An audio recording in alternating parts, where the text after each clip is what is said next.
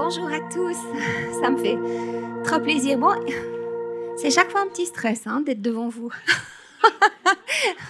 Moi qui pensais que peut-être avec le temps ça passerait, il y a toujours quelque chose. Donc je suis vraiment heureuse d'être là, puis surtout, mais heureuse de vivre ce qu'on vit. Ces célébrations comme on a le privilège de le vivre avec ces déclarations, avec la présence de Dieu qui est là, avec toute l'équipe qui était derrière moi, la technique, enfin toutes les personnes qui sont impliquées dedans. C'est vraiment des vagues de bénédictions qu'on reçoit, mais Dieu a un plan bien précis pour chacun d'entre nous aujourd'hui. Donc, il a déjà largement commencé à travailler vos cœurs et à vous parler personnellement. Et ce que je vais amener va être un petit plus, mais Dieu a déjà commencé à vous parler. Il n'a pas attendu que je sois là pour le faire, en tout cas pas. Donc, on est dans cette série de la parole aux actes. Une série qui, en fait, nous pousse à répondre à l'appel de Dieu, à répondre à ce qu'il met sur nos cœurs, la manière dont il nous parle. Le fait de pouvoir partager l'évangile sans crainte. On a eu vraiment une personne extraordinaire qui a parlé de ça, sortir de notre zone de confort, ça c'est toujours un peu désagréable, à lui soumettre tous les domaines de nos vies. Et en fait, quand je prenais du temps hier matin, spécifiquement en fait pour cette célébration, là le Seigneur m'a donné quelque chose. En fait, ça tournait dans ma tête ces mots: rachète le temps, rachète le temps. Et puis, en fait, j'ai été chercher, parce que je savais que ça faisait partie d'un verset. Et ce passage, il se trouve dans Ephésiens 5. Et puis, c'est vraiment un encouragement de Paul qui nous dit « Mais faites donc bien attention à la façon dont vous vous conduisez. » Alors, je sais que quand je reçois quelque chose, c'est premièrement pour moi et ensuite pour tout le monde. Mais ça continuait avec « Rachetez le temps, car les jours sont mauvais. Et comprenez quelle est la volonté du Seigneur. » Et il y avait vraiment comme cet encouragement de Dieu qui nous pousse dans le dos, puis qui nous dit « Mais rachetez le temps. » En fait, c'est le temps d'entrer dans ce que Dieu vous montre. C'est le temps de commencer à marcher là où on s'est assis. C'est le temps de courir alors qu'on marche, etc. En fait, d'entrer vraiment dans ce que Dieu a prévu maintenant pour nous. Il y a comme une urgence. J'aime pas mettre la pression parce que c'est jamais ça qui a fait avancer. Mais la pression divine, elle est différente. Mais il y a une pression divine par rapport à ça. Donc d'être conséquent, intentionnel et déterminé à aimer Dieu de tout son cœur. Et ce matin, j'aimerais vous parler de l'attente. Et comment est-ce qu'on peut transformer la frustration qui touche l'attente en bénédiction? Alors d'abord, j'ai pu lire parcourir un article qui était dans le Wall Street Journal, que j'ai trouvé, qui a été publié il y a 1 année en arrière, donc il n'y a pas si longtemps que ça. Et en fait, le titre, c'était « L'impatience, c'est notre malédiction moderne ». Donc, ça a été écrit par en fait une femme qui est psychologue clinicienne, qui est professeure à l'université de Los Angeles. Donc, en fait, c'est un constat qu'elle faisait avec tous ses étudiants où ils ont fait des recherches. L'impatience est notre malédiction moderne, mais il existe des moyens de la surmonter. Alors, peut-être qu'elle a des moyens, nous, on en a d'autres avec Dieu. Et en fait, ça, en résumé, c'est que notre génération, on le sait, est habituée, et c'est vrai, à tout avoir. Un clic, on swipe, une notification, et voilà, on a ce qu'on veut, et c'est très rapide. Et si ça prend un peu de temps, on passe au suivant. Si quelqu'un commence à parler puis que ça fait un peu long, hop, clouc, on change, et puis on va plus loin. Mais en fait, à force de vivre dans cette culture de la gratification instantanée, en fait, on a perdu quelque chose d'essentiel, qui est la patience. Et cette patience, c'est pas juste un petit défaut ou une source de frustration, mais en fait, cette femme, elle dit, c'est ce qui alimente notre anxiété, ce qui érode notre capacité à tenir bon, à être résilient quand la vie est ralentie ou que les choses ou les réponses se font attendre. Donc ça, c'est quelque chose, un article qui était dans le journal. Et je sais que plusieurs d'entre nous, et combien d'entre nous, en fait, vivant des situations dans leur vie ou dans celles de nos proches qui nous touchent, la même chose, des situations pour lesquelles on a prié, on a attendu, on a mis notre foi en action, on attendait que Dieu réponde. Et le temps a passé et l'attente est devenue longue, même assez longue. Et en fait, c'est dans des situations comme ça que tout d'un coup, il y a des choses qui surgissent dans notre cœur, des aspects de nous-mêmes qui peuvent toucher la confiance en Dieu, le fait que Dieu m'aime inconditionnellement, que Dieu est bon. Ça commence à éroder certaines vérités ou certaines certitudes qui sont dans nos cœurs.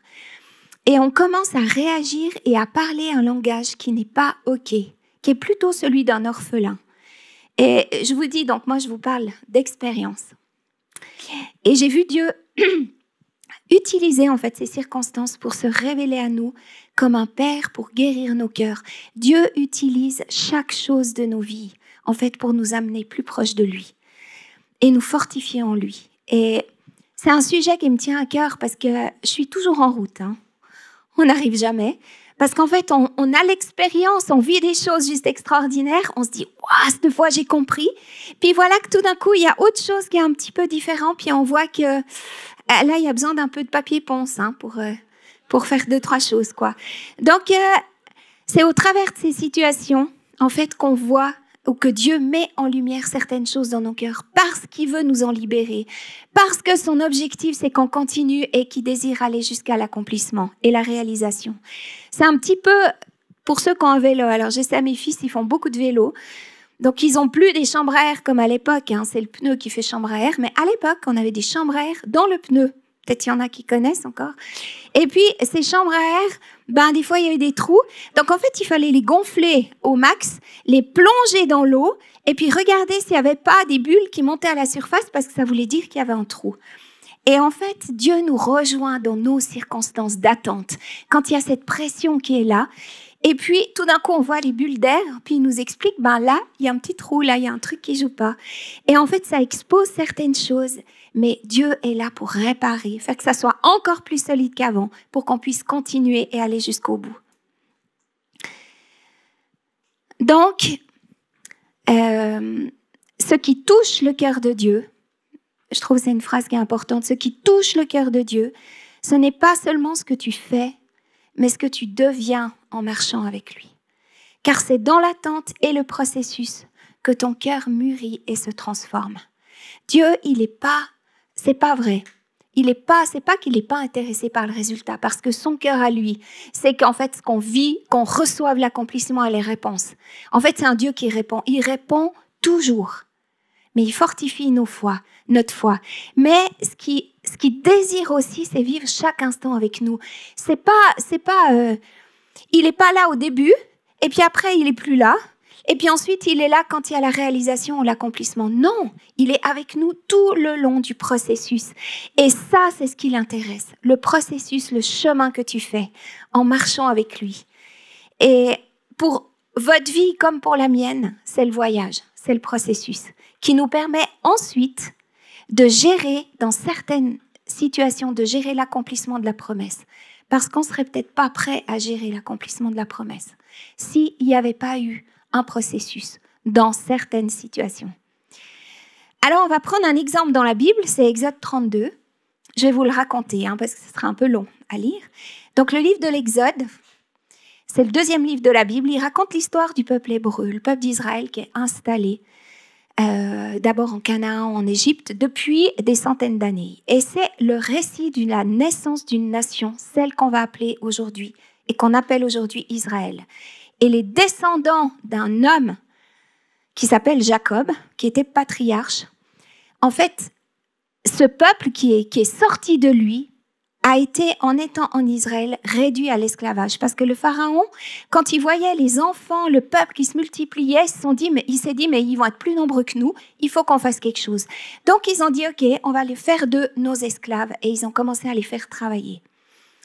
Et en fait, les Égyptiens, pharaons, étaient ces grands bâtisseurs de l'histoire. Mais Israël y a été pour quelque chose.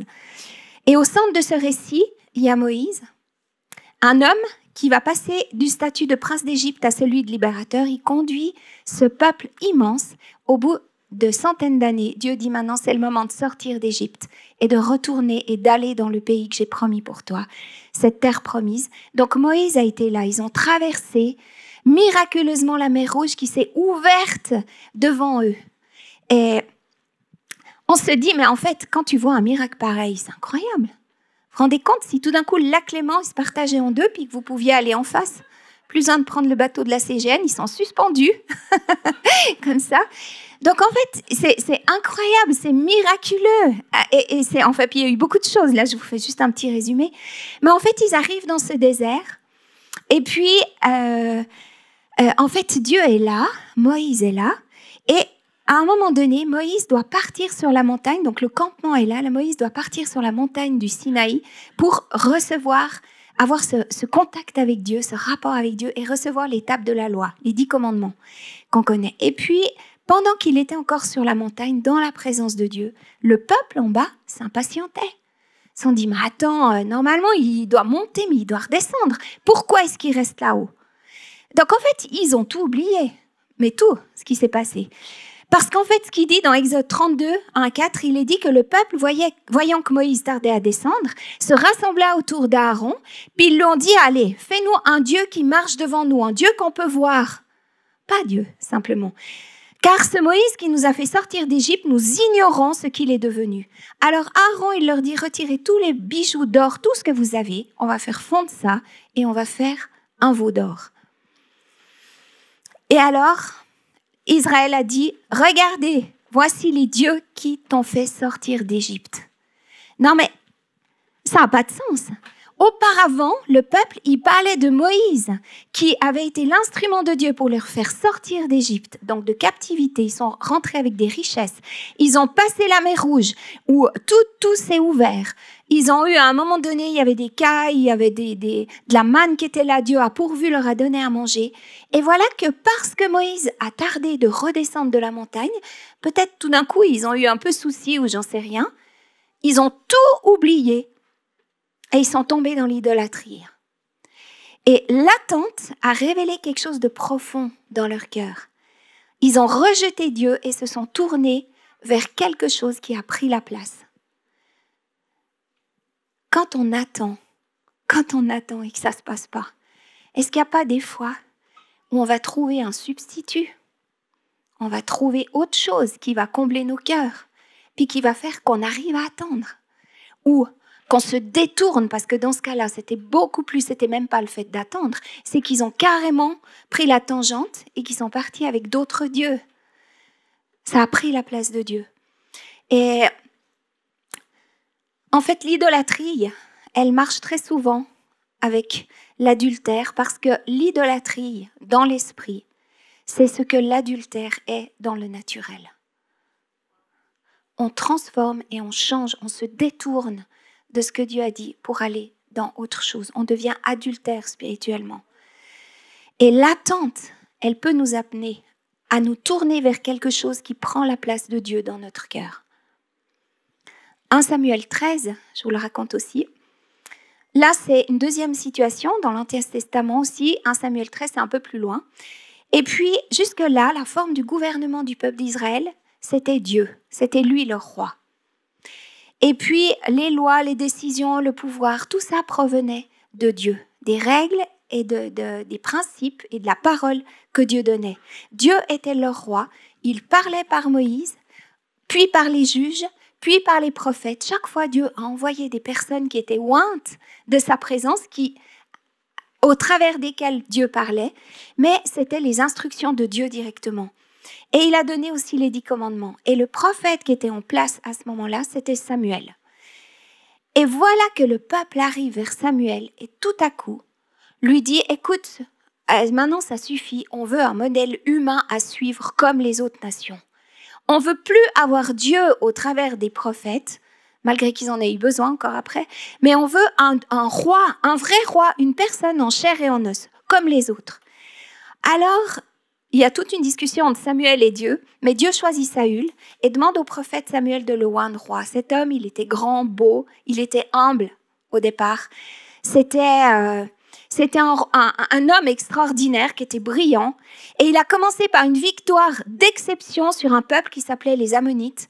Ils les ont laminés. C'était juste incroyable, hein, Samuel 11, si vous voulez lire. Et voilà que le succès a commencé à lui monter à la tête, à Saül. L'humilité, elle a commencé à céder la place à l'orgueil, ce qui nous guette tous. Et on voit que dans 1 Samuel 13, le peuple se trouve dans une situation périlleuse parce qu'il y a tous les Philistins qui sont autour, encore une autre armée. Et puis Samuel qui était là a dit à Saül, écoute, tu restes là, tu restes à cet endroit-là, et puis va jusqu'à Gilgal, et là tu m'attends. Moi je vais être loin, tu m'attends 7 jours, au bout de 7 jours, je reviendrai. Et moi, je ferai un sacrifice pour ton peuple et pour toi, et tu verras que les choses vont changer, vont être transformées. Donc en fait, Samuel, il a demandé à Saül d'avoir confiance en lui, confiance en Dieu, de dire, écoute, tu attends ces 7 jours, je vais revenir, je vais te donner la victoire, je ne vais pas t'abandonner. Et 1 jour, 2 jours, etc., on arrive à 6, à 7, on est à 7 jours, ils sont là, c'est déjà juste passé, je me suis toujours demandé... Des fois, j'ai dit au Seigneur, quand j'avais mes bonnes périodes, vous savez, celles où je suis un peu rebelle comme ça, je dis, mais quand même, quoi, je veux dire, t'aurais fait 6,5, ça aurait été parfait, quoi, mais non, 7 jours. Il a attendu 7 jours. Et Samuel n'était toujours pas là. Alors le peuple commençait à s'impatienter. Ils avaient peur, parce que les Philistins, ils étaient innombrables, il est dit, un peu comme le sable au bord de la mer. Et Saül, il prend une décision, il dit, apportez-moi les offrandes pour l'Holocauste, c'est moi qui vais faire le sacrifice. Et il fait le sacrifice, et au moment où il termine, qui arrive? Samuel. Samuel arrive, et Samuel le regarde, puis il lui dit, mais t'as fait quoi? Et Saül, il se justifie, il dit, oui, maintenant j'ai vu le peuple qui s'en allait. J'ai vu que tu tardais à venir, les Philistins, ils se rassemblaient de plus en plus proches que moi. C'est vrai que les soldats, ils allaient se cacher dans les morses, dans les rochers, dans les anfractuosités de rochers. Ils allaient dans les citernes. En fait, ils avaient tellement peur. Il y avait de quoi avoir peur. Il y avait. Et en fait, il a raisonné et il a réfléchi. Et il a dit, ils vont m'attaquer. Et j'ai même pas prié l'Éternel. Alors je me suis fait violence et j'ai offert l'Holocauste. Seulement le problème, c'est qu'il n'y avait qu'un prophète ou un prêtre qui pouvait faire ce sacrifice. C'était comme ça à l'époque. Mais Saül l'a fait sous la pression de l'attente et la pression extérieure. Donc dans le texte précédent, on voit que Aaron, quand il a demandé tous les objets en or, il a péché sous la pression du peuple qui était là. Et Saül, il a péché sous la pression de la peur, de la crainte et de l'opinion des hommes, de ce qu'ils disaient. Et dans ces deux situations, le Seigneur était dans cette attente. Pourquoi? Pourquoi en fait, Samuel, il n'est pas revenu avant? En fait, ce n'était pas une punition. Et j'aimerais vraiment qu'on puisse se dire, l'attente n'est pas une punition. C'est pas du tout Dieu qui retient certaines choses. Certaines fois, il retient peut-être un accomplissement, mais c'est pas une punition. Jamais, jamais, jamais. Quand une percée est retardée, ce n'est pas une punition. C'est simplement que Dieu désire mettre en lumière ce qu'il y a dans nos cœurs. Ce qu'on ne voit pas, mais ce que Dieu voit. L'attente, elle révèle, et je l'ai vu pour ma part, l'incrédulité, l'insécurité, la peur. Elle révèle notre cœur d'orphelin. Elle révèle aussi la rébellion. Parce qu'on commence à dire, mais en fait, Dieu, moi je comprends pas. Tu pourrais faire autrement. Moi je l'ai eu dit, hein, ça vraiment. D'ailleurs, mon mari, il peut vous certifier, il était témoin de ça. J'ai dit, mais tu vois, moi, si j'étais un père, je ferais pas comme ça avec mes enfants. Jamais je ferais comme ça. Donc en fait, voilà, j'ai commencé à prendre la place qui n'était pas la mienne. Et je comprenais pas. Et quand Dieu expose nos insécurités, en fait, il nous fait une faveur. Il nous fait une faveur. Parce qu'il ne veut pas nous accabler, mais il nous donne l'occasion de reconnaître. Et moi, j'ai dû confesser, demander pardon pour plusieurs choses. L'abandonner, si je confesse et j'abandonne ce qui est révélé dans mon cœur face à l'attente, Dieu alors construit des fondations solides. Parce qu'en fait, ce qu'il fait dans nos vies, c'est qu'il construit. Il construit et il nous établit. Et son cœur à lui, c'est un Dieu qui est bon, c'est un Dieu qui veut le meilleur pour nous-mêmes. Donc, on n'aime pas les attentes, mais on peut comprendre que on ne peut pas accélérer le processus de Dieu. Par contre, on peut le ralentir. Et moi, j'ai vu que j'ai ralenti le processus de Dieu dans mes attentes. Parce que j'étais en rébellion, parce que je ne comprenais pas les situations, parce que je commençais à revendiquer, je me levais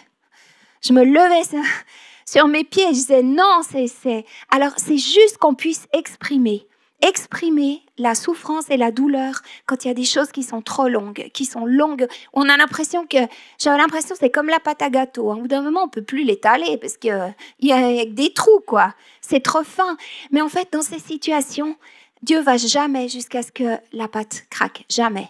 Mais dans ces situations, en fait, on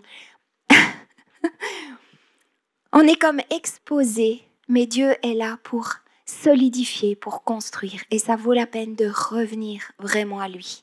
Quand on a une attitude rebelle, Dieu nous résiste. Mais il résiste aux orgueilleux, mais il fait grâce aux humbles. Et le troisième passage, le dernier, dont j'aimerais vous parler, c'est 1 Samuel 24. Et là, on y parle de David, le berger qui est devenu roi, qui incarne à la fois la grandeur et la faiblesse humaine. Parce que malgré ses fautes, Dieu le qualifie d'homme selon son cœur. Ça veut dire que c'est pas parce que tout d'un coup, on a trouvé que ça commençait à durer trop longtemps et puis qu'on a commencé à se rebeller ou à pas comprendre ou à trouver d'autres systèmes, d'autres substituts, que si on ne revient pas, Dieu nous fait pas grâce. En fait, c'est ce que Dieu veut. Il révèle les choses pour pouvoir nous attirer et puis nous plaquer contre son cœur et qu'on soit fort vraiment en lui. Donc, malgré ses fautes, Dieu le qualifie d'homme selon son cœur. Et lorsqu'il tombe, il est dit qu'il se repent sincèrement, il accueille le pardon sans le banaliser. Il apprend de ses erreurs et il se laisse transformer. Et en fait, c'est ce cœur humble et enseignable que Dieu aime par-dessus tout. Et David, ce qui s'est passé pour lui, c'est qu'il avait été oint pour être roi. En fait, il a attendu environ 13 ans avant que ça se réalise. Mais pendant ces 13 années, et vous pouvez peut-être vous identifier à certaines choses aussi que vous avez reçues, pendant ce temps, Saül, qui était le roi qui avait été choisi par Dieu, à ce moment-là, le premier roi, David a été le roi selon son cœur. Mais Saül, qui était là, il est devenu très jaloux de David, parce que David, c'est un homme de guerre. Toutes les guerres qu'il faisait, il réussissait. Tout ce qui touchait, ça marchait. Et Saül est devenu atrocement jaloux. Et il a cherché à le tuer. Et ce n'était pas une crise passagère, c'était devenu un mode de vie pour Saül. Tuer David. Et David, il a même dû vivre parmi les Philistins.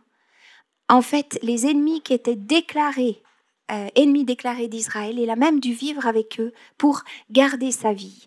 Et ces années-là, elles ressemblaient en rien à des années où la faveur de Dieu, ou à la vie d'un roi, la faveur et la vie d'un roi, ça ne ressemblait pas à ça. Il a vécu ces temps-là. Et voilà qu'un jour, David et ses hommes étaient au fond d'une grotte. Peut-être il y a sûrement plusieurs qui connaissent cette histoire. Ils s'étaient réfugiés au fond d'une grotte parce qu'ils devaient se cacher tout le temps. Et voilà qui rentre dans la grotte? Saül. Donc ils étaient tout au fond. Donc c'était, on ne fait pas de bruit. Saül arrive. Et puis, les hommes qui étaient là, ils ont eu une parole prophétique. Ils ont dit à David, mais tu vois, ça c'est le jour où Dieu te livre ton ennemi. Ça pourrait être normal, ça. Le jour où Dieu te livre ton ennemi. Mais David, il a refusé de tuer Saül. Parce que David avait compris que le trône, il ne se prend pas de force, mais il se reçoit. Nos accomplissements et nos réponses ne se prennent pas par la force, ni par la rébellion, mais par la fidélité de Dieu au cœur même du processus. Même quand tout semble en pause, quand tout semble attendre, c'est là que Dieu travaille et c'est là que Dieu est en train de construire l'accomplissement. Alors les hommes de David, ils ont insisté, ils ont dit, mais c'est le jour où le Seigneur te dit, je livre ton ennemi, mais fais-le, traite-le comme il te semblera bon.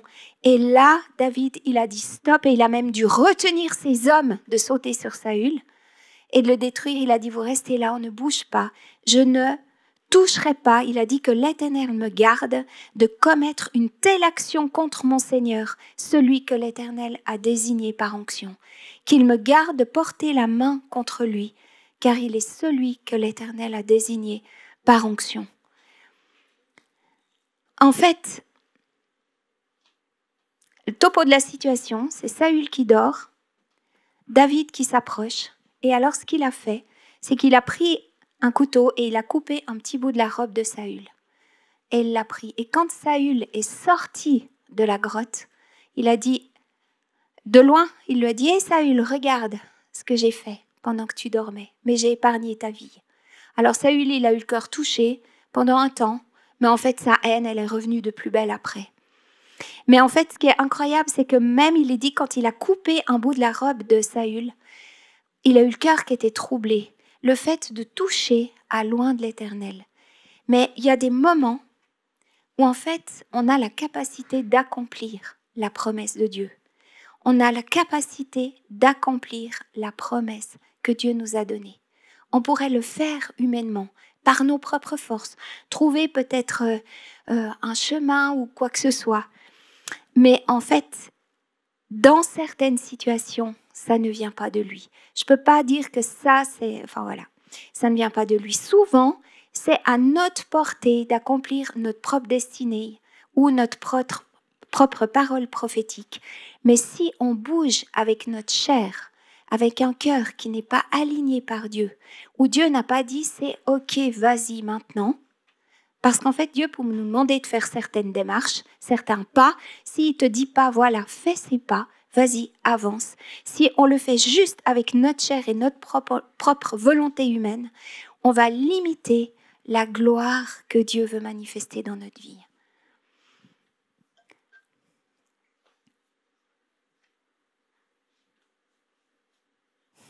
David, il a refusé de réaliser par lui-même l'accomplissement de sa promesse. Et ça, c'est la tentation de l'attente. On l'a vu dans les situations. David a été le seul qui ne l'a pas utilisé. Utiliser ma propre capacité pour satisfaire mes besoins, réaliser ma promesse, au lieu de rester dans ce processus de Dieu. En fait, Dieu, il nous invite dans un style de vie qui souvent prend du temps. Parce qu'en fait, on est fait de pâte humaine, on est esprit, âme et corps, et certaines choses, elles prennent du temps. Il y a des choses qui vont très vite, qui se passent très vite, mais il y en a aussi qui prennent un peu plus de temps. Et moi, j'aime les accomplissements. Moi, j'aime quand un bébé arrive, alors que rien ne semblait indiquer qu'il pourrait naître ou qui pourrait arriver ou qui pourrait, une percée dans une entreprise. J'aime quand tout d'un coup quelqu'un arrive puis dit waouh, il y a chose, elle a changé, les choses se sont passées. Ou bien les guérisons, vous aurez des témoignages bientôt. Il y a eu des guérisons incroyables qui se sont passées ici au GCL. Et on voit l'accomplissement et la réponse à nos prières quelquefois très rapidement. Et ça, c'est extraordinaire. On prie pour ton genou et tu peux le bouger. C'est juste magnifique et merveilleux. Mais je dirais ce qui touche le cœur de Dieu tout autant, c'est pas seulement ce que tu fais, mais qui tu deviens en marchant avec lui. Car c'est dans l'attente et le processus que ton cœur mûrit et se transforme. Il est intéressé par ce que tu vis, il est intéressé par tes journées, il est intéressé par comment tu te lèves le matin, comment tu parles avec lui. Et ce sont les décisions quotidiennes que tu prends qui renouvellent ton esprit, les paroles que tu confesses, quand tu chantes, quand tu pries, quand tu déclares, la reconnaissance et l'adoration. Ça, ces choses-là, c'est comme du bois que tu rajoutes pour alimenter le feu, pour alimenter la vie, pour alimenter la puissance de résurrection dans ta vie, dans ton chemin de vie. Recevoir une promesse, c'est pas la fin du chemin, c'est le début de la responsabilité. Et quand on dit que tout ce qui a de la valeur, ça prend du temps, c'est la vérité. Parce que dans la nature, un arbre fruitier commence tout petit. Et puis en fait, après, il porte du fruit. Dans la vie quotidienne, si par exemple c'est le rêve de l'un d'entre vous de devenir médecin, ça va prendre des années d'études, il faut persévérer pour n'importe quoi, un métier quelconque. Dans nos amitiés, devenir véritablement un ami pour quelqu'un, ça prend du temps, ça ne se fait pas d'un claquement de doigts. Donc ces temps d'attente, ils sont des révélateurs, ils exposent ce qu'il y a dans nos vies afin que Dieu puisse nous transformer. Et en fait, l'objectif de Dieu, c'est qu'il est en train de préparer son Église. Il est en train de préparer dans la Bible, c'est marqué que Jésus est l'époux et l'Église est son épouse. Et Dieu, il est en train de préparer son épouse. Et son épouse, c'est nous. Il est en train de préparer nos vies. C'est ça qui est important. Ce qu'on a à l'intérieur de nous. Pour lui, ça, c'est l'or qui est déposé dans nos vies. Il le prépare. Parce qu'un jour, on va le rencontrer. On va le rencontrer.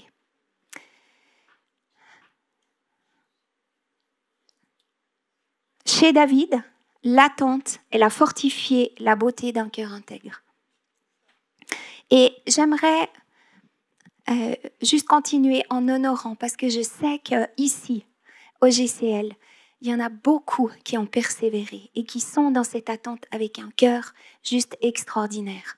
Et j'ai vu chez plusieurs dans le témoignage la manière dont, au lieu de réagir par la colère ou par la rébellion, vous avez prié, vous avez pardonné, vous avez mis les promesses de Dieu en avant, vous avez cru ce que Dieu disait. Et peut-être il y a 1 année ou 2 ans ou 3 ans auparavant, si vous regardez en arrière, vous vous dites « mais j'aurais jamais pu réagir comme ça ». Mais aujourd'hui, je le peux parce que Dieu a fait un travail dans vos vies. Et j'aimerais honorer vraiment la foi de beaucoup ici, la persévérance, et particulièrement vous qui êtes encore dans l'attente du miracle, dans l'attente de l'accomplissement. Dieu est avec vous dans ce chemin et il ne vous a pas abandonné. Il ne vous a pas abandonné, vraiment pas.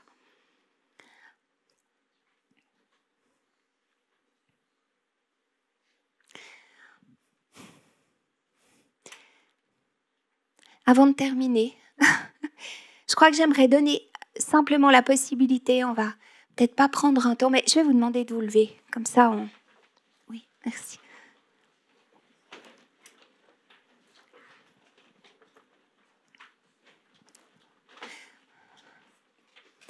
J'aimerais terminer avec une clé, vraiment En fait, une clé toute simple que David a expérimentée. Mais avant ça, j'aimerais donner la possibilité à ceux qui n'ont jamais, ou tu es là ce matin, puis tu te dis... moi j'ai entendu certaines choses en fait de Dieu. Je t'ai connu peut-être pendant un temps, mais en fait ça fait des années que je marche plus avec toi. Mais aujourd'hui, j'aimerais te rencontrer. Toi le Dieu de la promesse, toi le Dieu qui est avec moi dans le chemin. Celui qui, comme on l'a chanté, a donné sa vie pour que je puisse vivre dans une nouveauté de vie. Celui qui est mort sur la croix, où il a tout accompli pour que je puisse être justifié, pardonné, et que je puisse être ressuscité pour pouvoir vivre avec lui une nouvelle vie.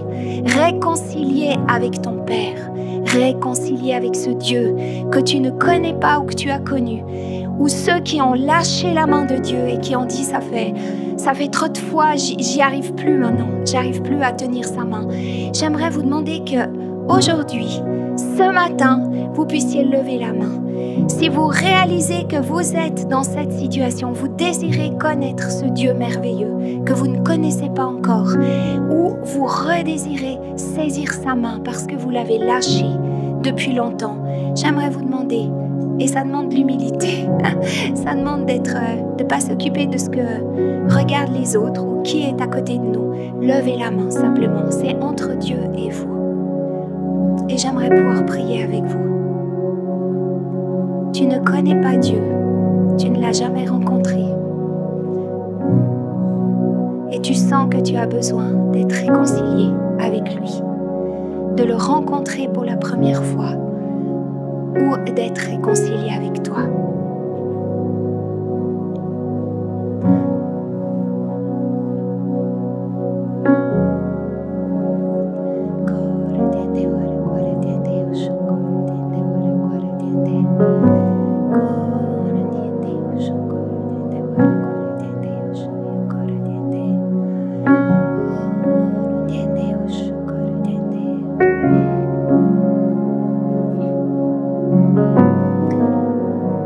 Seigneur,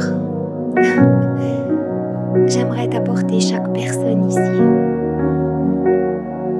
Je sais qu'il y en a qui dans leur cœur, ils ont levé la main, même s'ils ne l'ont pas fait physiquement maintenant. Et j'aimerais t'apporter chaque personne ici qui a besoin de cette rencontre avec toi. J'appelle la puissance, ta puissance, Saint-Esprit, ton esprit de révélation qui coule maintenant dans vos vies, qui touche votre cœur, qui touche votre intelligence, qui renverse peut-être les forteresses de faux raisonnements qui sont là et qui disent non, mais non, moi je peux pas m'exposer comme ça. Tu te rends compte? Je veux pas rentrer dans cette démarche. Ça fait exploser ces forteresses et ces mensonges que le diable met devant vous pour amener vos pensées et vos émotions captives à l'obéissance de Christ. Et je crois qu'il y en a plusieurs là qui ont besoin, qui en fait Dieu veut récupérer, vous reprendre. En fait, il te tend la main puis il te dit viens que je te sorte de cette situation, viens que je te sorte de là où tu vis parce que j'ai plus pour toi que ce que tu as eu jusqu'à aujourd'hui. Et je veux proclamer ce miracle. On a parlé vraiment de la résurrection et je crois que c'est une résurrection pour plusieurs. Et toi, tu sais que tu es concerné dans ton cœur parce que tu as le cœur qui bat à 150 à l'heure. Tu sens qu'il y a comme une pression sur ton cœur. Tu sens que Dieu est en train de t'appeler. Il est en train de mettre son bras autour de toi et il te dit viens maintenant dans ma présence. Et j'aimerais t'encourager à répondre oui, à dire oui Seigneur, je viens. Et à la fin de la célébration, viens prier avec les équipiers de prière qui sont là. Viens dire c'est juste moi qui ai besoin qu'on prie pour moi, qui ai besoin de me réconcilier, qui ai besoin de rencontrer Jésus pour la première fois. Je t'encourage vraiment à venir à la fin de la célébration. J'aimerais terminer avec cet encouragement qu'on trouve dans le psaume 27, dans les versets 1 à 4. En fait, le roi David, c'était un homme qui avait toutes les ressources, qui avait la richesse, qui était riche, immensément riche. C'était un général de guerre. Il a aidé Israël à rentrer dans son héritage, dans leur promesse.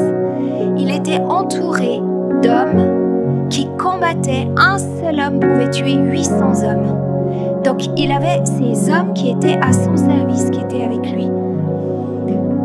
Il était extrêmement doué, c'était un stratège incroyable, un inventeur, un homme de guerre puissant. Et cet homme-là, il a dit, il y a une seule chose que j'ai demandé au Seigneur et que je chercherai, c'est habiter dans la maison du Seigneur tous les jours de ma vie pour contempler la beauté, sa beauté et méditer dans son temple. Ça veut dire que David, il avait plus d'options que quiconque sur ce qu'il allait faire de sa vie. Il aurait pu tout faire. Et pourtant, il a réduit toutes ses options à une seule chose, qui est la clé par excellence. Chercher à demeurer dans la maison du Seigneur. Au milieu des conflits, des ennemis et des épreuves, David, il est resté concentré sur cette seule et unique chose. Habiter dans la maison du Seigneur tous les jours de sa vie. Et j'aimerais vous dire, ça c'est la clé pour tenir dans l'attente. Il n'y en a qu'une et elle est simple. Elle est simple, c'est de rester dans la maison du Seigneur, de prendre ces temps d'intimité avec lui, de pouvoir être vrai et authentique devant lui, de pouvoir arriver à entendre, écouter Dieu, pas arriver mais écouter Dieu et dire ok, il y a ça que je dois enlever de ma vie, je le fais. Et tous les jours, rester dans sa présence, rester dans sa maison, rester dans lui qui il est, parce qu'il a les paroles de la vie, parce qu'il est la source, il est les fleuves d'eau vive qui coulent en toi. Il est celui qui a les réponses, il est celui qui va te donner les clés pour faire cette journée, pour vivre cette journée, pour aller plus loin, pour avancer quand certaines fois tu sais plus quel chemin prendre. Il va te montrer où tu dois marcher. Il est celui qui a toutes les ressources. Il est l'oxygène dont j'ai besoin et dont vous avez besoin. Il est le seul et l'unique dont on a besoin. Habiter dans la maison de l'Éternel. Je demanderai une seule chose que je désire ardemment de toutes mes forces, c'est habiter dans ta maison, c'est rester dans ta présence, rester dans ta présence.